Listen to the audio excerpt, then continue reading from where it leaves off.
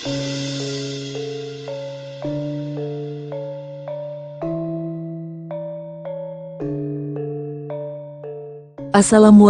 warahmatullahi wabarakatuh. Berjumpa kembali di channel Langit Bukit Menoreh Official. Di kesempatan kali ini, akan melanjutkan cerita di video sebelumnya, sebuah cerita karya Ebes, yang berjudul, Babat Negeri Leluhur, episode yang ke-83.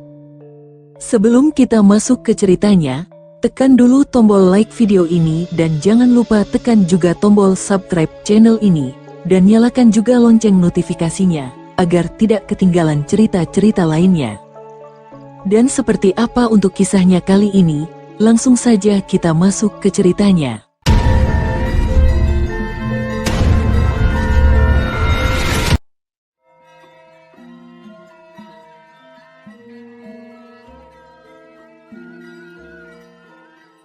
Panji Watugunung diminta mengirim utusan ke daerah terdekat dengan perbatasan seperti Kadipaten Selowageng, Kabupaten Gelang-Gelang, Kadipaten Anjuk Ladang dan Kadipaten Lasem untuk menyiapkan bahan makanan.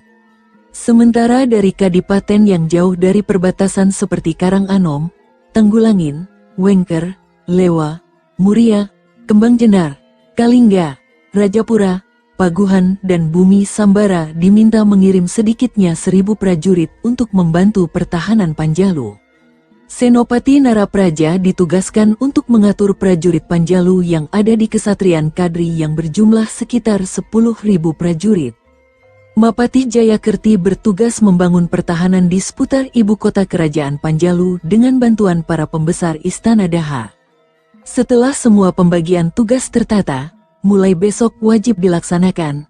Semua yang hadir menerima tugas dengan penuh semangat. Usai pertemuan, mereka segera mohon diri untuk kembali ke tempat masing-masing. Menjelang sore, Prabu Samarawijaya mengunjungi Keputran Daha bersama Rara Larasati, selir kesayangannya yang juga ibu dari Ayu Galuh. "Kanjeng Romo, Kanjeng Ibu, kok kemari tanpa pemberitahuan?" tanya Ayu Galuh yang sedang menggendong Mapanji Jayawarsa.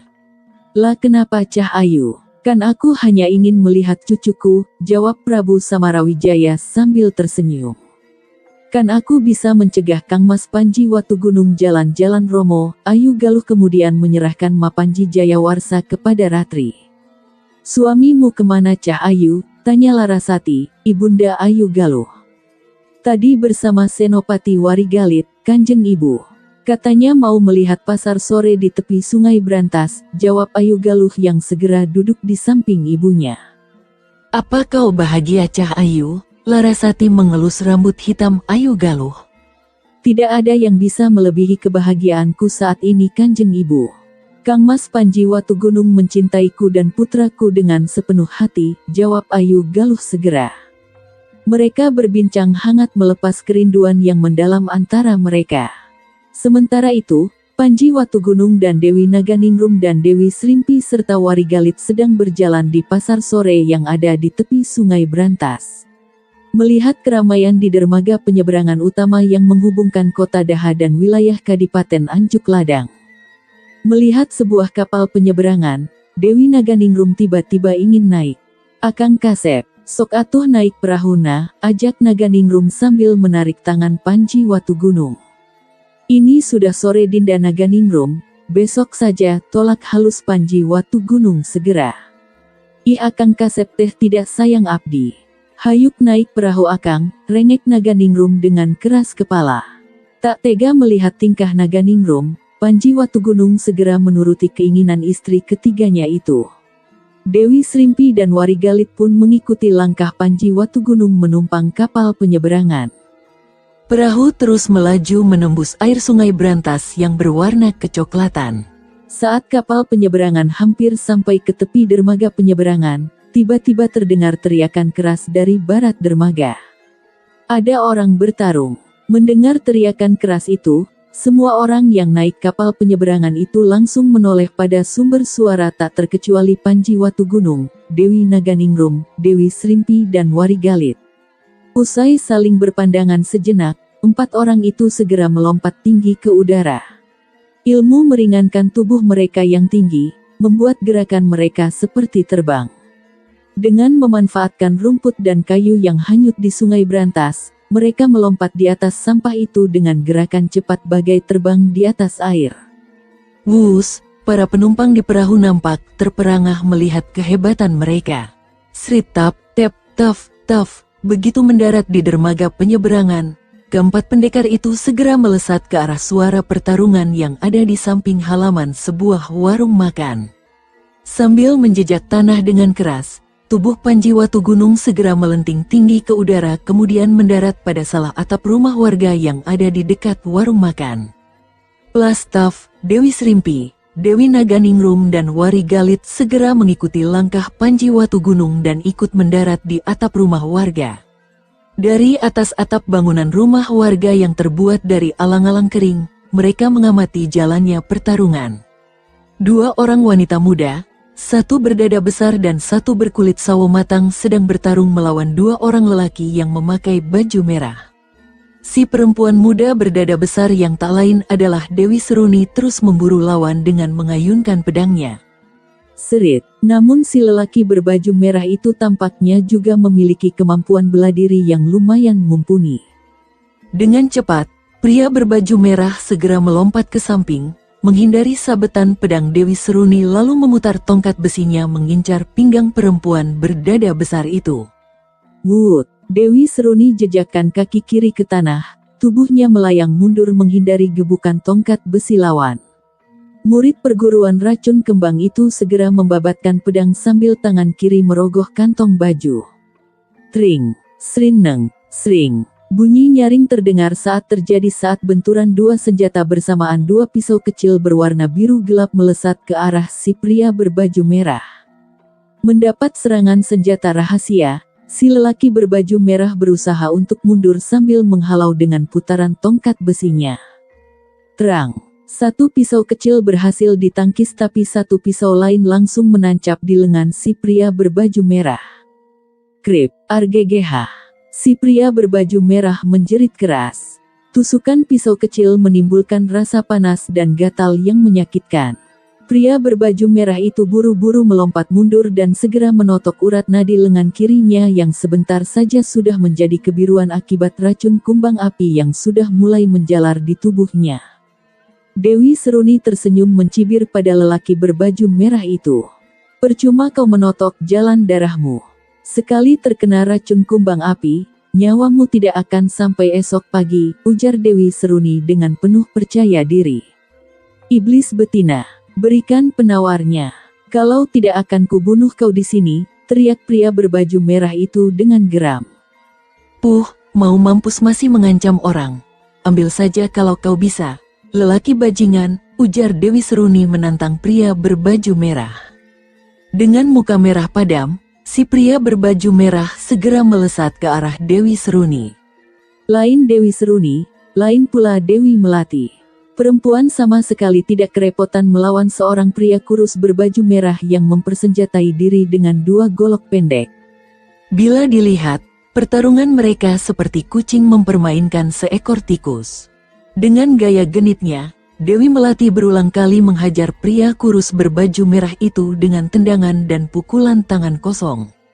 Des kembali sebuah tendangan keras menghantam perut si pria kurus itu, tubuhnya melayang ke belakang, dan menabrak dinding warung makan dengan keras. Si pria kurus langsung muntah darah akibat tendangan keras dari Dewi Melati yang mematahkan tulang rusuknya. Dia kemudian roboh. Setelah memastikan lawannya tak berkutik, Dewi Melati segera melesat cepat ke arah pria berbaju merah yang bersenjatakan tongkat besi. Saat tongkat besinya hendak memukul kepala Dewi Seruni, perempuan itu segera melepaskan tali yang membelit pinggangnya dan melecutkannya ke arah ujung tongkat besi. Wut, ujung tali berwarna putih itu langsung membelit tongkat besi. Melihat itu, Dewi Seruni segera menghantam dada lelaki itu dengan pukulan tangan kiri yang sudah dilambari tenaga dalam. Desblar, si lelaki berbaju merah itu terpental ke belakang dan jatuh menyusruk tanah dengan keras. Pria itu tewas seketika dengan mulut terus mengeluarkan darah. Panji Watugunung terus mengamati jalannya pertarungan antara dua kubu itu. Racun kembang dan alas larangan. Mau apa mereka di sini? gumam Panji Watugunung sambil melihat Dewi Seruni dan Dewi Melati yang segera melompat meninggalkan tempat itu dengan terburu-buru. Kakang Warigalit minta prajurit di dermaga penyeberangan itu untuk mengabari Ayu Galuh di keputaran Istana Daha agar tidak khawatir. Malam ini kita bermalam di sini. Firasatku mengatakan bahwa akan ada lagi masalah di antara mereka, perintah Panji Watugunung yang segera mendapat anggukan kepala dari Warigalit. Warigalit segera melompat turun dari atap bangunan dan melesat ke arah dermaga penyeberangan.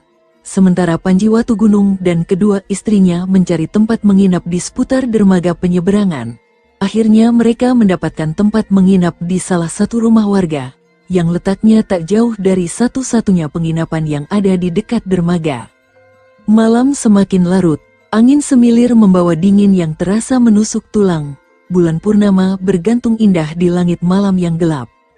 Saat bulan purnama tepat di atas kepala, serombongan bayangan hitam bergerak cepat menuju ke arah penginapan di dekat dermaga penyeberangan.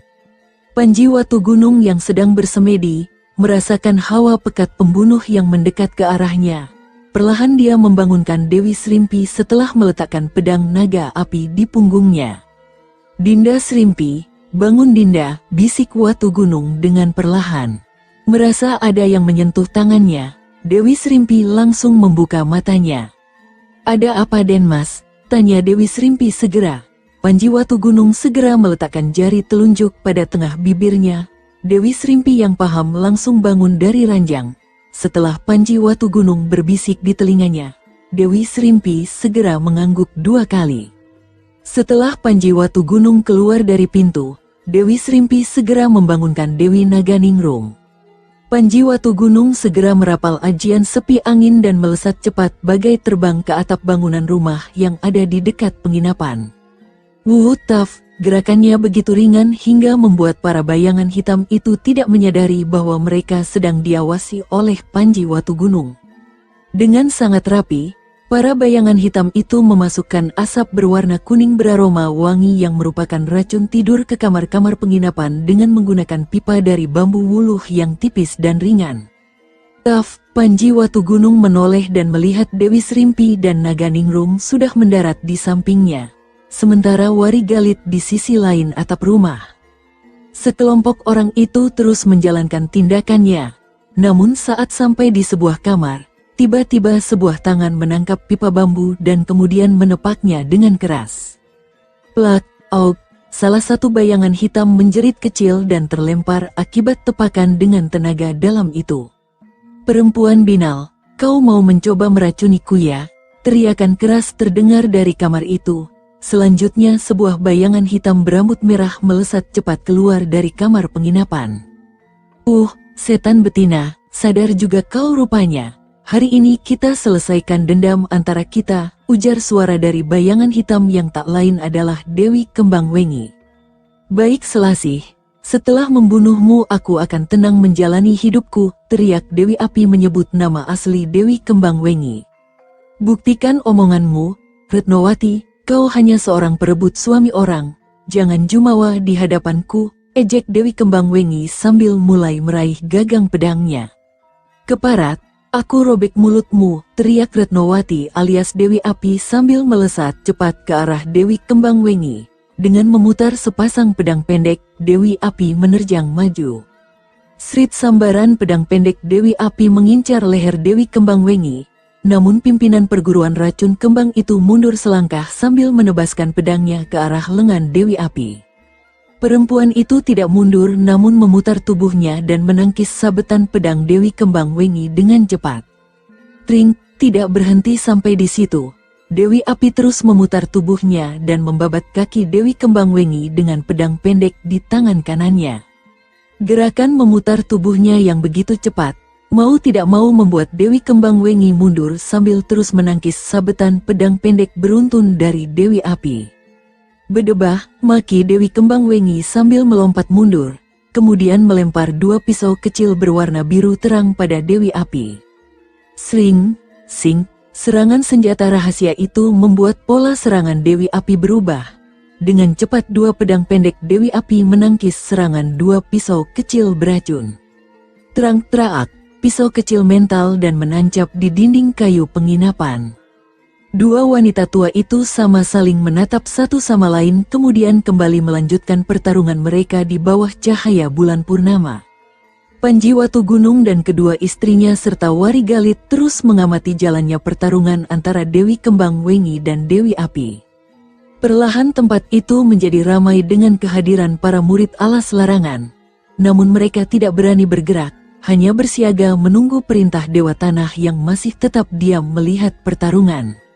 Dewi Kembang Wengi melompat mundur menghindari sabetan pedang pendek beruntun dari Dewi Api. Pimpinan perguruan racun kembang itu kemudian melompat ke udara sambil melempar 3 pisau kecil beracunnya. Sring, bersamaan dengan itu, dia melesat cepat ke arah Dewi Api yang mencoba untuk menangkis serangan senjata rahasia itu.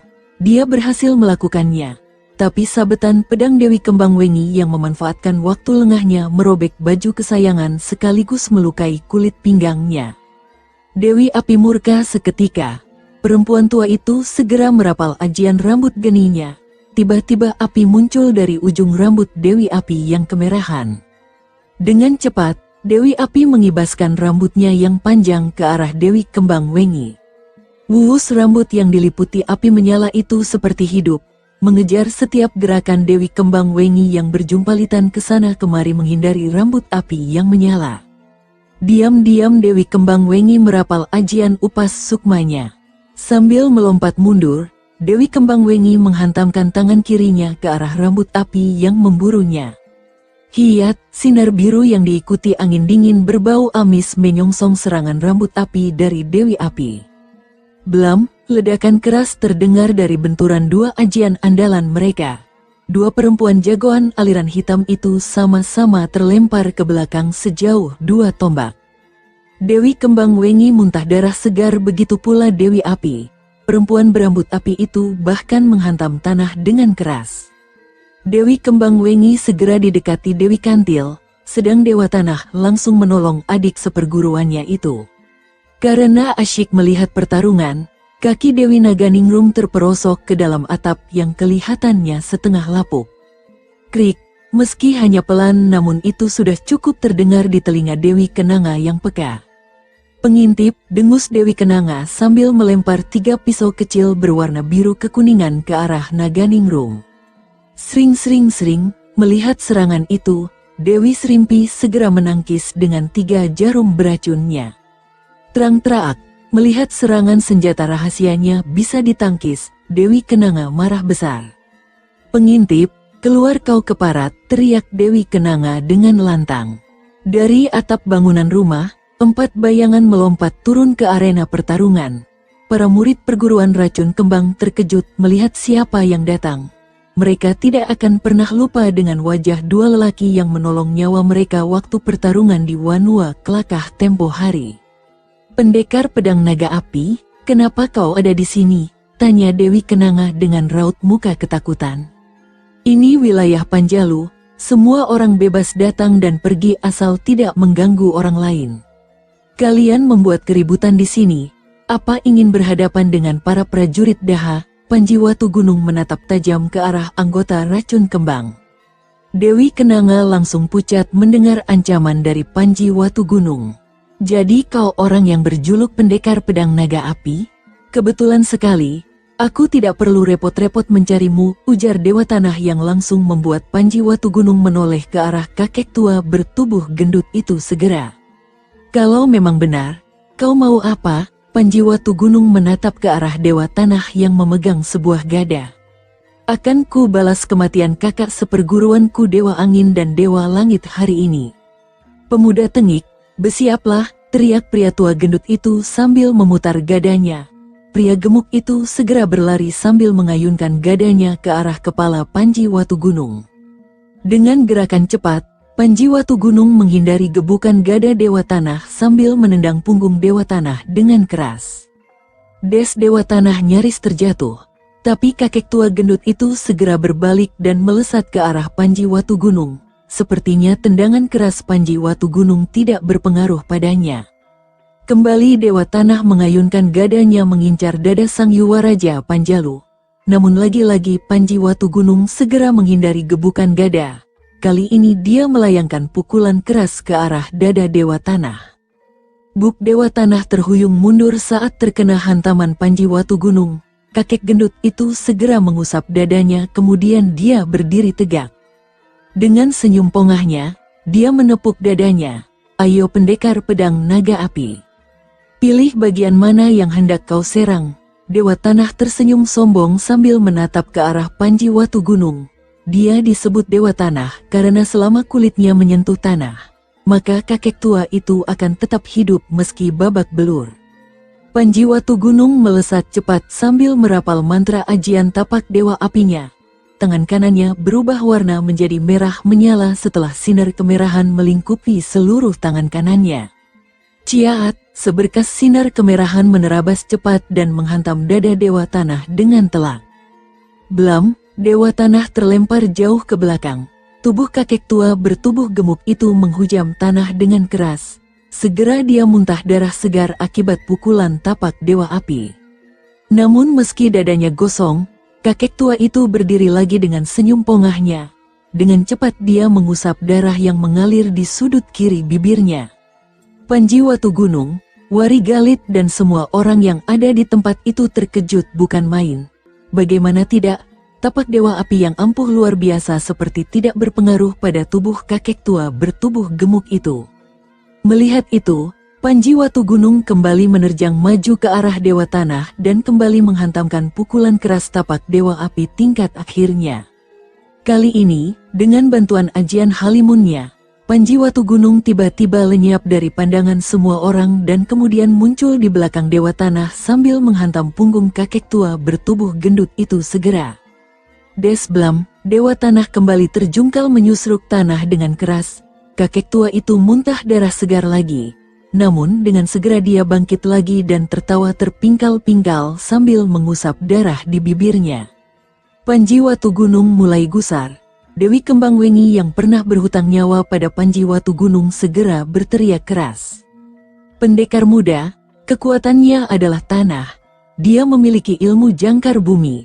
Jangan biarkan dia menyentuh tanah agar kau bisa membunuhnya. Dewi Kembang Wengi terbatuk-batuk yang mengeluarkan darah. Sepertinya dia memang luka dalam cukup parah. Dewi Kamboja terus menyalurkan tenaga dalamnya. Perempuan busuk, mulutmu pantas ku jejali tanah. Dewa Tanah berteriak dengan geram. Dia murka Dewi Kembang Wengi membuka rahasia kekuatannya. Kakek tua bertubuh gendut itu menjejak tanah dengan keras. Tanah merekah dan dengan cepat dia mencongkel dengan ujung jempol kaki lalu menendang tanah sebesar telapak kaki itu dengan keras. Tanah melayang cepat ke arah Dewi Kembang Wengi. Wut! Dewi Kenanga segera menebas tanah itu dengan pedangnya. Das, jelar, tanah langsung hancur lebur terkena tebasan pedang Dewi Kenanga. Dewa Tanah mendengus keras dan menggeser letak kaki kiri dan menginjak-injak tanah dengan cepat. Tanah berhamburan, dan dengan cepat Dewa Tanah menendang bongkahan tanah yang melayang. Wut wut wut, puluhan bongkah tanah melesat cepat ke arah Dewi Kembang Wengi. Wajah Dewi Kenanga langsung memucat melihat itu semua. Panji Watu Gunung segera melesat cepat menghadang laju bongkahan tanah dengan ajian tameng wajah. Sinar kuning kemasan langsung melingkupi seluruh tubuhnya. Bongkahan tanah menghantam tubuh Panji Watu Gunung. Blar, bongkahan tanah langsung hancur lebur. Panji Watu Gunung tersenyum lebar. Dengan cepat, Panji Watu Gunung melesat ke arah Dewa Tanah sambil merapal ajian Waringin Sungsangnya. Sinar hijau kebiruan ajian Waringin Sungsang langsung tercipta di dada dan leher Pangeran Daha itu. Kembali tapak Dewa Api menghantam dada Dewa Tanah terlempar.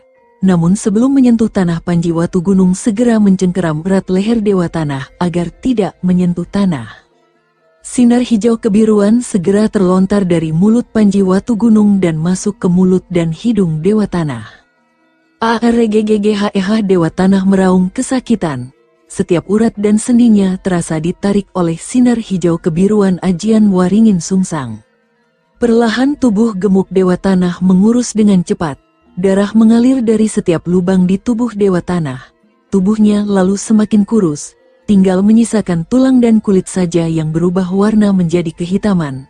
Saat mencapai puncak, Panji Watu Gunung segera menghantam dada Dewa Tanah dengan keras. Duar, tubuh Dewa Tanah hancur lebur menjadi abu. Semua orang terperangah melihat kehebatan dari Panji Watu Gunung, tak terkecuali Dewi Api, adik seperguruan Dewa Tanah. Langit malam mulai berubah kemerahan di ufuk timur, pertanda pagi akan segera tiba. Dengan mata penuh amarah, Dewi Api melesat cepat sambil mengibaskan rambutnya yang berubah menjadi api yang menyala. Naganingrum yang sedari tadi hanya berdiam langsung melesat cepat menghadang kibasan rambut api dengan ajian candra buananya. Wuhus sinar kuning kebiruan bergulung menghantam rambut api yang mengincar Panji Watu Gunung. Blam, dua perempuan itu segera terdorong ke belakang sejauh 2 tombak. Luka dalam yang baru saja sembuh, langsung berdarah lagi. Dewi Api muntah darah segar. Sementara Naganingrum merasakan dadanya sedikit sesak. "Hayu Nini Sepuh, sok atuh maju, awewe lawan awewe," ujar Naganingrum sambil menggerakkan jemari tangannya, meminta Dewi Api untuk menyerangnya. "Perempuan tengik, ku cabut nyawamu," teriak Dewi Api sambil menerjang maju ke arah Naganingrum. Meski dia sudah terluka dalam, tapi kemampuan bela dirinya masih tidak bisa dianggap enteng. Melihat Dewi Api maju, Birawa, Darugeni dan Simbar Mayura ikut menghambur ke medan pertarungan. Warigalit yang melihat itu, langsung memutar tombak anginnya menghadang 3 murid Dewa Tanah itu. Pertarungan sengit kembali berlanjut di pagi buta. Dewi Api langsung memutar pedang pendeknya, sambil menggunakan rambut apinya untuk memberi serangan kejutan pada Naganingrum. Namun murid Resi Buyut Gunung Galunggung itu bukan pendekar sembarangan. Dengan gerakan indah seperti menari, ilmu puncak cakar Raja Wali Galunggung yang bernama Tarian Raja Wali Galunggung menyongsong serangan Dewi Api.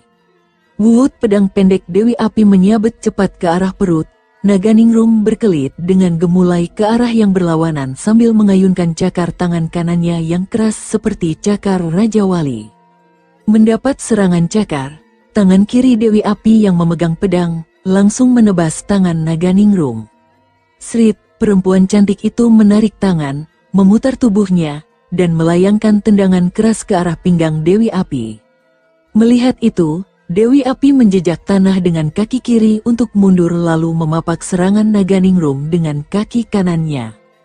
Des, 2 perempuan itu segera mundur 2 langkah, kaki mereka berdua terasa seperti mau patah. "Nini Peyot, sok atuh maju ka eneng gelis, abdi jambak-jambak eta rambut kumel," tantang Naganingrum sambil mencibir pada Dewi Api. "Mulutmu pantas dihajar," usai berteriak keras. Dewi Api melesat cepat ke arah Dewi Naganingrum. Namun kini Naganingrum melapisi tangan kanan dan kirinya dengan tenaga dalam tingkat tinggi. Dewi Api dengan cepat menebaskan sepasang pedang pendeknya, mengincar dada Naganingrum. Tapi putri bungsu Prabu Dharmaraja dari Galuh Pakuan itu segera melompat tinggi ke udara dan turun tepat di belakang Dewi Api. Naganingrum dengan cepat memutar tubuhnya dan segera menjambak rambut api perempuan tua itu. Tangan yang sudah dilapisi tenaga dalam langsung meremas rambut kemudian menariknya dengan keras. Rambut api Dewi Api langsung putus. Dewi Api menjerit kesakitan. Rupanya rambut api adalah kekuatan sekaligus kelemahan Dewi Api. Naganingrum segera melempar rambut yang sudah kembali putih di tangan kanannya, dan dengan cepat menghantam dada Dewi Api dengan pukulan ajian Candra Buana. Blam, Dewi Api terlempar jauh ke belakang dan menabrak dinding penginapan dengan keras. Bruak perempuan itu seketika tidak bernyawa lagi, dadanya remuk dihantam ajian Candra Buananya Dewi Naganingrum. "Rasakan balu karena lamun mecahkan narajang salaki abdi. Dasar Nini Peyot," ujar Naganingrum sambil menendang tubuh Dewi Api dengan keras. Tubuh Dewi Api melayang menghantam 5 murid alas larangan yang bersiap untuk menyerang. Braak 2 orang murid alas larangan langsung tersungkur, sedang 3 orang melompat maju. Belum genap 5 langkah, 3 jarum beracun melesat cepat ke arah mereka. Sring sring sring. Krep krep krip, mereka langsung tersungkur seketika dengan mulut berbusa dan leher menghitam. mereka tewas keracunan oleh jarum racun kelabang neraka dari Dewi Srimpi. Eleh si awewe beracun, sembarangan wae main lempar jarum. Bikin kaget eneng gelis deui, ujar Naganingrum sambil melotot ke arah Dewi Srimpi. Tapi seperti biasa, selir Panji Watu Gunung itu hanya tersenyum tipis dan tidak menjawab. Dewi Kembang Wengi dan para murid perguruan racun kembang hanya menatap pertarungan di dermaga penyeberangan telah berakhir, saat Warigalit menombak dada Birawa. Darugeni dan Simbar Mayura melompat kabur usai melihat Birawa tewas. Tubuh mereka berdua lenyap di balik pepohonan yang tumbuh di barat pemukiman dekat dermaga penyeberangan. Panji Watu Gunung segera mendekati Dewi Kembang Wengi yang masih terduduk di tanah dengan Dewi Kamboja yang terus menyalurkan tenaga dalamnya. "Pergilah kalian, sebelum para prajurit Pakuwon Berbek datang kemari," ujar Panji Watu Gunung yang menatap wajah pucat Dewi Kembang Wengi. "Sebentar pendekar, guruku masih terluka dalam. Dia tidak mungkin bertahan jika aku tidak menyalurkan tenaga dalamku. Aku mohon berikan kami sedikit waktu lagi," ujar Dewi Kamboja dengan mimik wajah menghibah. Panji Watu Gunung segera menoleh ke arah Dewi Srimpi. Selir Panji Watu Gunung itu lalu mengambil sebutir pil berwarna merah darah dari botol keramik kecil yang ada di kantong bajunya. Dewi Srimpi segera mengulurkan benda itu pada Dewi Kantil. "Benda apa ini?" tanya Dewi Kantil sambil mengamati pil berwarna merah darah yang ada di tangan kanannya. "Itu obat luka dalam, bila cepat berikan kepada gurumu, tak berapa lama lagi dia akan segera pulih," jawab Dewi Srimpi segera. Buru-buru Dewi Kantil memberikan pil itu pada Dewi Kembang Wengi. Dengan cepat, perempuan itu segera menelan pil itu. Rasa hangat segera menyebar di perut Dewi Kembang Wengi. Tiba-tiba, huo, Dewi Kembang Wengi muntah darah kehitaman. Melihat itu Dewi Kantil langsung mencabut pedangnya. "Kau meracuni guruku," teriak Dewi Kantil yang berniat menyerang Dewi Srimpi. "Tahan Kantil," ucap Dewi Kembang Wengi. Perempuan itu setelah muntah darah kehitaman, dadanya tidak terasa sesak lagi, aliran darahnya juga lebih lancar. "Guru, kau sudah baikan?" tanya Dewi Kenanga sambil memandang wajah Dewi Kembang Wengi yang mulai merona. "Tentu saja akan baikan. Sekarang kalian harus segera pergi dari tempat ini," potong Panji Watu Gunung segera. Perlahan Dewi Kembang Wengi bangkit dari duduknya. Saat yang bersamaan, puluhan prajurit Pakuwon Berbek datang dan mengepung tempat itu. Seorang bekel prajurit Pakuwon Berbek yang memimpin mereka, Bekel Karpo, maju dengan congkaknya. "Jadi kalian yang membuat keributan di sini, sudah bosan hidup kalian ha?" ujar Bekel Karpo dengan keras.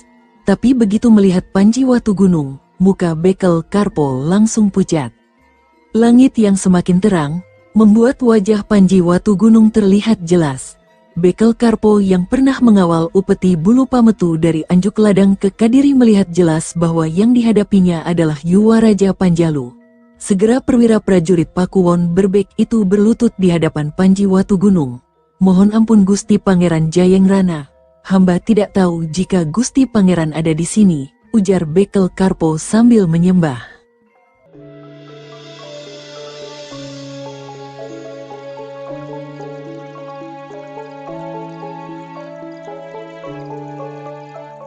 Sahabat pendengar setia Langit Bukit Menoreh ofisial yang berbahagia, sampai di sini dulu ceritanya. Bagaimana kelanjutan kisahnya? Nantikan kelanjutan cerita ini di video berikutnya. Agar tidak ketinggalan kelanjutan cerita ini, klik tombol subscribe channel ini dan nyalakan juga lonceng notifikasinya. Wassalamualaikum warahmatullahi wabarakatuh.